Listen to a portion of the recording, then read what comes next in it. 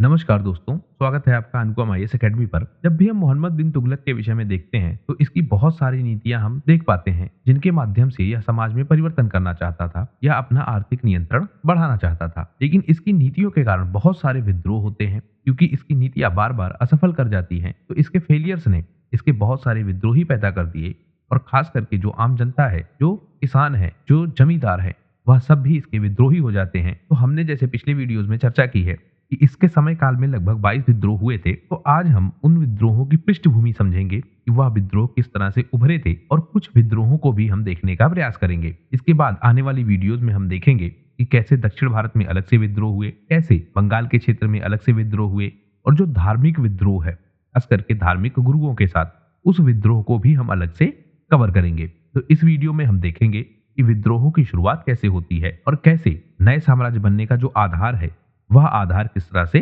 तैयार होता है। तो मैं अनुपम तिवारी स्वागत करता हूं आपका अपने इस YouTube चैनल पर।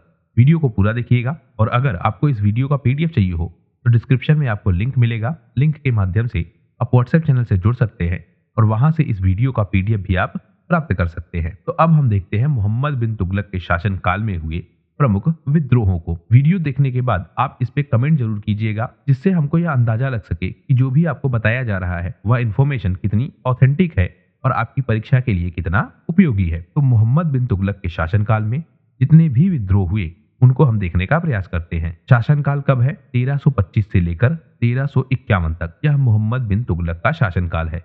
और इस दौरान हम देखते हैं कि लगभग 22 क्रांतियां या 22 विद्रोह हमको देखने को मिलते हैं। विद्रोह हो क्यों रहे थे? क्योंकि कृषि कर में इसने वृद्धि की थी, खास करके गंगा यमुना के दोआब क्षेत्र में राजधानी का ट्रांसफर किया था। कहां से? दिल्ली से दौलताबाद। और सांकेतिक मुद्रा इसने जारी की थी जिसे लोगों ने स्वीकार नहीं किया था। तो मुख्यतः हम 3 कारण देख पाते हैं जिनके कारण यह विद्रोह हुए थे। कुछ स्थानीय स्तर के कारण भी हमको देखने को मिलेंगे, उन्हें भी हम अलग से समझेंगे, लेकिन अब ध्यान रखेंगे मुख्यतः यह 3 कारण है। तो सबसे पहले हम देखें कि इसने कृषि करों में वृद्धि की थी। कहां पर? गंगा यमुना के दोआब क्षेत्र में। इससे जो किसान है वह इसके विरोधी हो गए और किसानों ने विद्रोह करना प्रारंभ कर दिया। इसके अलावा इसने राजधानी ट्रांसफर की दिल्ली से दौलताबाद। यह भी विद्रोह का कारण था क्योंकि इस व्यवस्था के कारण या जो राजधानी ट्रांसफर की गई इसके कारण बहुत सारे लोगों को दिल्ली से दौलताबाद ट्रांसफर होना पड़ा। और हमने देखा था कि यह जो ट्रांसफर किया गया था इसके कई सारे कारण थे, जैसे यह दिल्ली की जनता को दंड देना चाहता था, एक कारण हमको यह भी दिखता है। दूसरा हम यह देख पाते हैं कि दक्षिण में नियंत्रण का प्रयास है, वह भी यह कर रहा था। तो इन सारे कारणों से जब इसने राजधानी ट्रांसफर की, एक कारण हम और देखते हैं क्योंकि मुस्लिम बाहुल्य क्षेत्र है और स्वयं को यह एक मुस्लिम नेता के रूप में रिप्रेजेंट करना चाह रहा था, उस वजह से भी राजधानी ट्रांसफर की थी। तो कई सारे कारणों से यह राजधानी ट्रांसफर की गई थी, लेकिन इससे जो आम जनता है उसको बहुत तकलीफ हुई, उसको बहुत लंबा ट्रेवल करना पड़ा। उसके अलावा जो प्रशासनिक अधिकारी हैं उनको भी ट्रेवल करना पड़ा। पूरी तरह से एक नई व्यवस्था में खुद को ढाल पाना यह जनता के लिए काफी कष्टकारी था और जनता ने इसका विरोध किया। सांकेतिक मुद्रा इसने जारी की थी और उस सांकेतिक मुद्रा को लोगों ने स्वीकारा नहीं था, जिससे व्यापार व्यवस्था में और जो मुद्रा स्फीति है उसमें बहुत अस्थिरता आई। मुद्रा स्फीति बहुत तेजी से बढ़ी और जो व्यापार व्यवस्था थी वह बहुत खराब हो गई। तो जो इकोनॉमिकल सिस्टम था वह डिस्टर्ब हुआ। इसके अलावा जो इन्फ्लेशन है वह भी बहुत तेजी से बढ़ता गया। तो यह भी विरोध का एक कारण था। अब हम देख लेते हैं प्रमुख विद्रोहों को। एक विद्रोह आपको मिलेगा कश्मीर के क्षेत्र में 1339 से 1342 के बीच। आपने अगर पिछले वीडियोस देखी हो तो आपको याद हो कराचील अभियान। उस अभियान में हमने चर्चा की थी कि इसने इस क्षेत्र पर आक्रमण किया था। क्षेत्र क्या था? जो हिमाचल का क्षेत्र है और तिब्बत का क्षेत्र है, तो उसी के बाउंड्री एरिया में यह आक्रमण किया था। कौन सा? कराचील का आक्रमण। तो ओवरऑल जो पूरा कश्मीर का क्षेत्र है, हिमालय का क्षेत्र है, या हम कहें जो पूरा पर्वतीय क्षेत्र है, वहां पर धीरे धीरे इसके खिलाफ विद्रोह होने लगेंगे। और क्योंकि इसका जो कराचील का अभियान है वह असफल हुआ था। क्यों? क्योंकि गुरिल्ला पद्धति से वहां के लोग लड़ रहे थे। जो इसके सैनिक थे वह इस योग्य नहीं थे या इस तरह से उनका प्रशिक्षण नहीं हुआ था कि उस क्षेत्र में वह लड़ पाए। तो कश्मीर के क्षेत्र में या जो हिमाचल का क्षेत्र है पूरा क्षेत्र, उस क्षेत्र में ऐसे बहुत सारे विद्रोह उभरने लगे जो अब यह मान चुके थे कि इसको पहाड़ी क्षेत्रों में हराया जाना काफी आसान है। तो एक विद्रोह जब सफल हुआ तो उस विद्रोह के बाद बहुत सारे विद्रोह प्रारंभ हुए। कहां पर? कश्मीर के क्षेत्र में। इसी के साथ साथ जो दक्षिण भारत का क्षेत्र है वहां पर भी बहुत सारे विद्रोह हुए। और यह विद्रोह क्यों हो रहे थे ज्यादा? क्योंकि इसने राजधानी ट्रांसफर की थी, दक्षिण के क्षेत्रों पर नियंत्रण करना चाहता था, बाजार व्यवस्था पर अपना कंट्रोल चाहता था। तो उन सब कारणों से जो आंध्र प्रदेश का क्षेत्र है, कर्नाटका का क्षेत्र है, तमिलनाडु का क्षेत्र है, वहां पर भी इसके खिलाफ विद्रोह हुए। जो मंगोलों के आक्रमण है वह भी विद्रोह का प्रमुख कारण बना।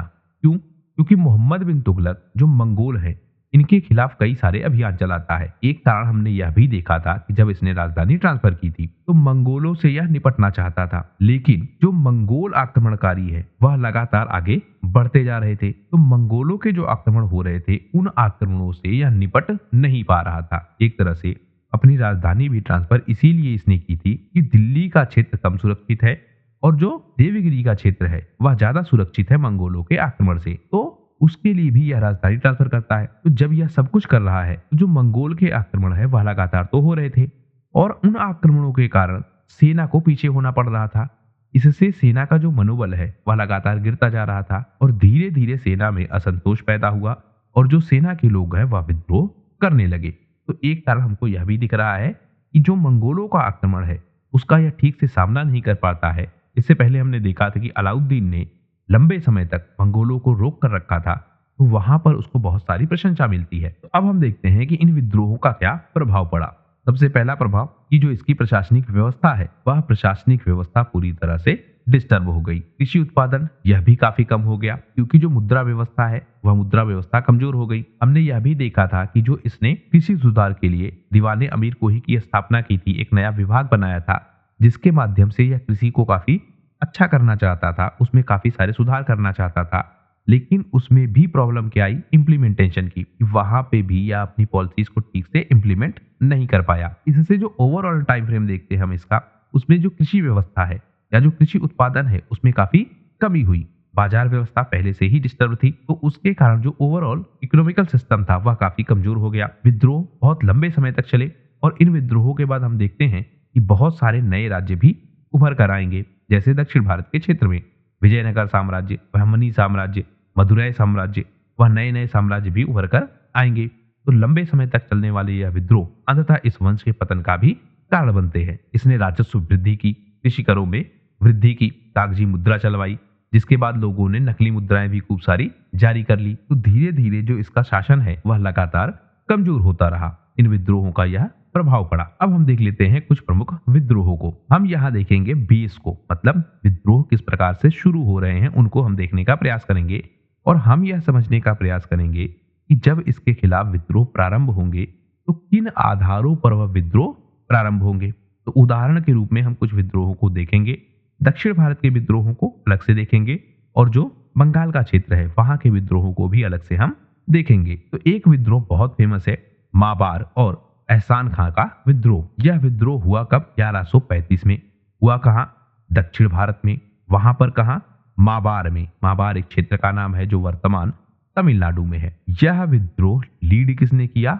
एहसान खां ने। कारण क्या था विद्रोह का? क्योंकि जो माबार का क्षेत्र है जिसमें तमिलनाडु मुख्य क्षेत्र है और कर्नाटका का भी कुछ क्षेत्र शामिल है, तो माबार में यह विद्रोह हुआ। विद्रोह में जो एहसान खां है यह क्या है? एक प्रमुख मंगोल आक्रमणकारी और यह पहले दिल्ली सल्तनत का अधिकारी था। तो दिल्ली सल्तनत का एक अधिकारी था, क्या नाम था उसका? एहसान खान। वह दक्षिण भारत में नियंत्रण कर रहा था, स्पेशली कहां पर?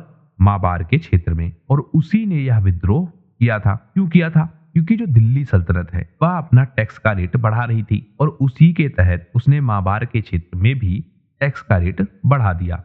बहुत ज्यादा टैक्स का कलेक्शन होना चाहिए था, ऐसा इसे लग रहा था। लेकिन इससे क्या हुआ? जो स्थानीय शासक है या जो स्थानीय लोग हैं वह विद्रोही हो गए। माबार में जो आपका यह एहसान खान है वह एक तरह से रिप्रेजेंटेटिव था मोहम्मद बिन तुगलक का, और जब टैक्स का रेट बढ़ाया गया तो वह भी इसके खिलाफ खड़ा हो जाता है। इसने क्या किया? जो माबार का क्षेत्र है वहां पर स्वायत्तता और राज्य नियंत्रण दोनों स्थापित किया और दिल्ली सल्तनत को चुनौती दी। क्योंकि जो यह टैक्स का रेट बढ़ाया गया इससे न केवल स्थानीय लोग परेशान थे बल्कि जो स्थानीय शासक हैं वह भी परेशान थे। तो उस क्रम में यह विद्रोह प्रारंभ हो गया। एहसान खान की भूमिका क्या थी इस विद्रोह को आगे बढ़ाने में? तो जो एहसान खान है एक मंगोल आक्रमणकारी था और यह जो क्षेत्र था माबार का यह भी इसके कंट्रोल में था। तो इसी ने यह विद्रोह किया था और माबार में एक स्वतंत्र शासक के रूप में यह स्थापित हो गया। इस विद्रोह में हम यह भी देखते हैं कि जो एहसान खान है यह मंगोलों की भी मदद लेता है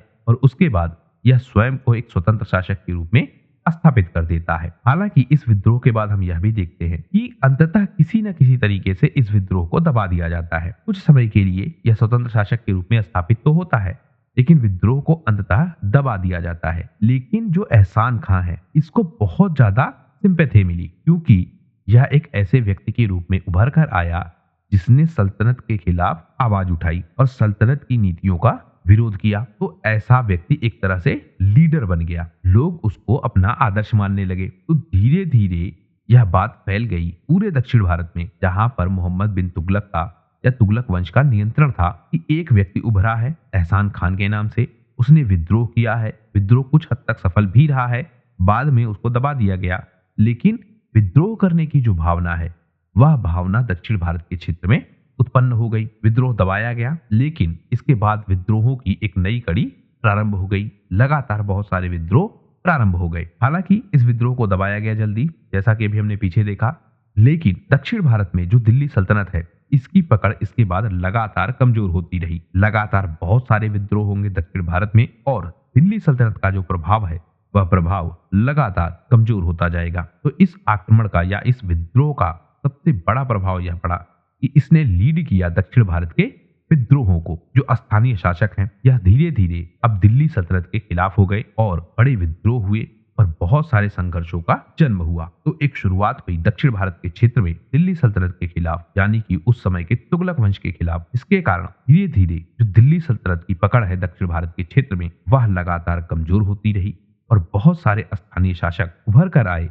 जिन्होंने अपनी स्वतंत्र शाखा स्थापित की। तो इस वीडियो में हमने समझा कि कैसे विद्रोहों का एक क्रम प्रारंभ हुआ, और एक विद्रोह जो हमने देखा माबार का, इस विद्रोह के बाद किस तरह से भावना फैली लोगों में, वह भी विद्रोह करके दिल्ली सल्तनत से मुक्ति पा सकते हैं। तो इस वीडियो में फिलहाल इतना ही। वीडियो यदि पसंद आया हो तो प्लीज शेयर कीजिए अपने दोस्तों के साथ, सब्सक्राइब कीजिए इस चैनल को। आपका हमसे जुड़ने के लिए बहुत बहुत धन्यवाद। आपका दिन शुभ हो।